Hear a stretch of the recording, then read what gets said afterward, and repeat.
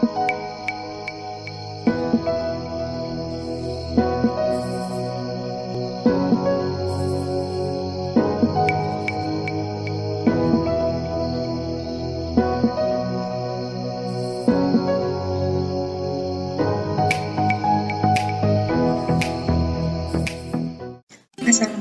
warahmatullahi wabarakatuh.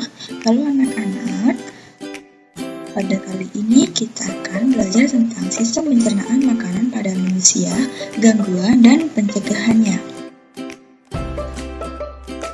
Ada 4 tahap makanan diproses dalam tubuh. Yang pertama adalah ingesti, yakni proses memasukkan makanan ke dalam mulut. Yang kedua, digesti, yakni proses pencernaan. Yang ketiga, absorpsi, proses penyerapan. Dan yang keempat, defekasi, proses pengeluaran. Pencernaan merupakan proses memecah makanan menjadi molekul kecil sehingga dapat diserap oleh tubuh melalui pembuluh darah. Makanan yang tidak dicerna atau feses dibuang melalui anus. Proses ini disebut dengan defekasi. Ada 2 macam pencernaan makanan, yakni secara mekanis dan kimiawi. Penjelasannya seperti berikut ini.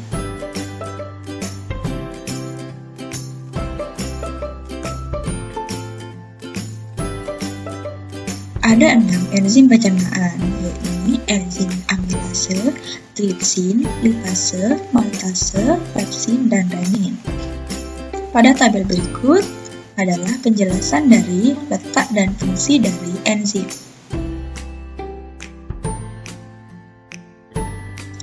Sistem pencernaan manusia terdiri atas organ utama berupa saluran pencernaan dan organ aksesori atau tambahan.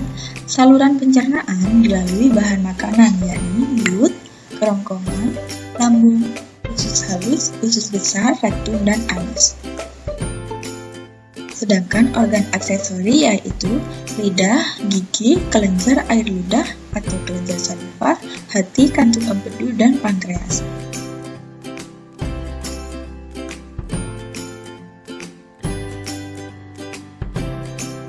Organ pencernaan yang pertama adalah mulut. Pada mulut terjadi pencernaan makanan secara mekanis dan kimiawi. Terdapat gigi, lidah, dan kelenjar air liur atau saliva. Dan terdapat enzim amilase atau enzim methionine.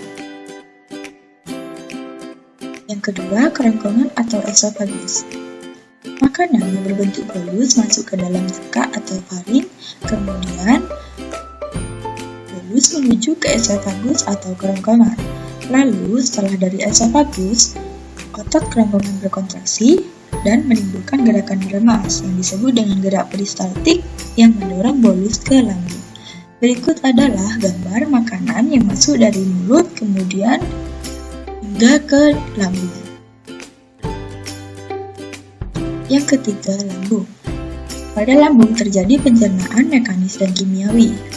Secara mekanis, otot lambung berkontraksi mengaduk bolus. Dan secara kimiawi, bolus tercampur dengan getah lambung yang mengandung asam klorida, enzim pepsin, dan renin. Terjadi proses pencernaan selama 2-4 jam yang merubah bolus menjadi kimus.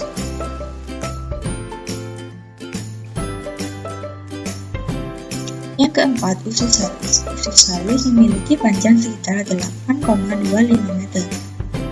Terdapat 3 bagian, yaitu usus 12 jari atau duodenum dengan panjang 0,25 meter, usus tengah atau yayunum dengan panjang 7 meter, dan usus penyerapan atau ileum dengan panjang 1 meter. Terjadi pencernaan kimiawi. Perlu kalian ketahui, struktur usus manusia memiliki lipatan-lipatan yang berfungsi memperluas bidang penyerapan. Berikut adalah bagian-bagian usus halus.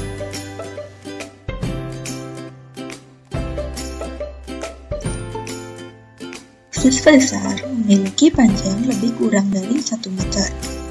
Terdiri 3 bagian, yakni kolon ascendens naik, kolon transversum mendatar, dan kolon descendens menurun. Terdapat umbai cacing atau appendix pada ujung sekul.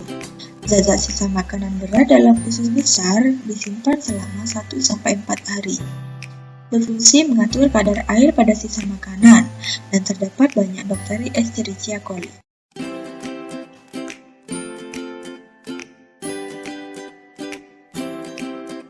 Organ pencernaan tambahan. Terdapat 3 organ pencernaan tambahan, yakni hati, kantung empedu, dan pankreas.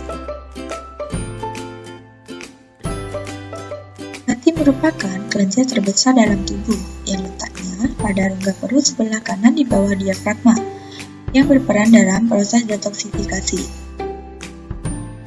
Hati menjaga keseimbangan kadar glukosa darah, mengatur kadar kolesterol dalam darah, dan menghasilkan getah empedu. Kantung empedu terletak di bawah hati, yang menyimpan getah empedu yang dihasilkan hati. Getah empedu berwarna kuning kehijauan yang mengandung pigmen bilirubin. Pankreas terletak di balik perut belakang lambung. Sel-sel pankreas menghasilkan cairan pankreas yang kemudian masuk ke duodenum.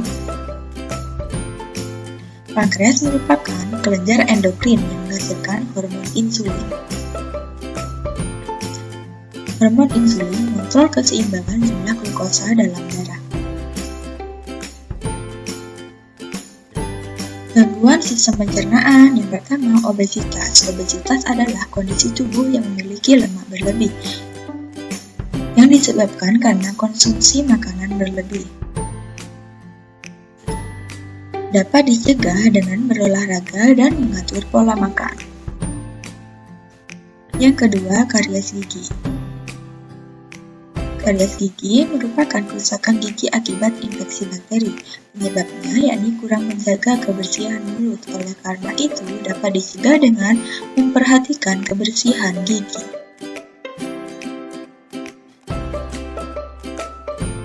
Menyebabkan terjadinya peradangan atau iritasi pada lapisan lambung. Penyebabnya adalah salah satunya karena asam lambung yang meningkat.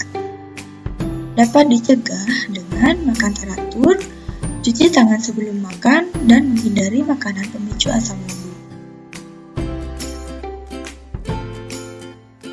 Hepatitis merupakan penyakit peradangan hati. Penyebab utamanya adalah virus hepatitis B. Sedangkan penyebab lainnya adalah karena bakteri, jamur, protozoa, racun alkohol, dan penggunaan obat secara terus-menerus.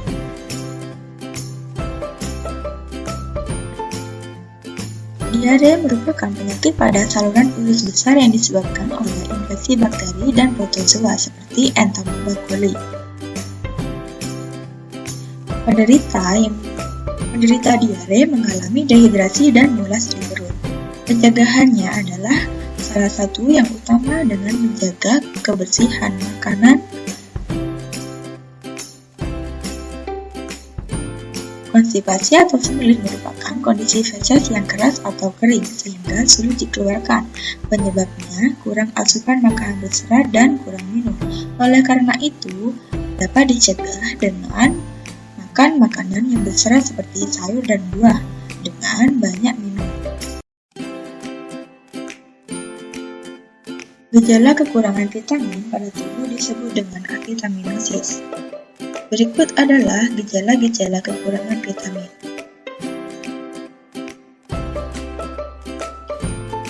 Berikut adalah gejala kekurangan mineral pada tubuh. Telah sampai kita pada akhir video. Dari video yang telah dijelaskan, maka harusnya kalian menjaga makanan-makanan yang kalian konsumsi agar kalian tidak terganggu pencernaannya. Terima kasih telah menonton video ini. Jangan lupa belajar. Wassalamualaikum warahmatullahi wabarakatuh.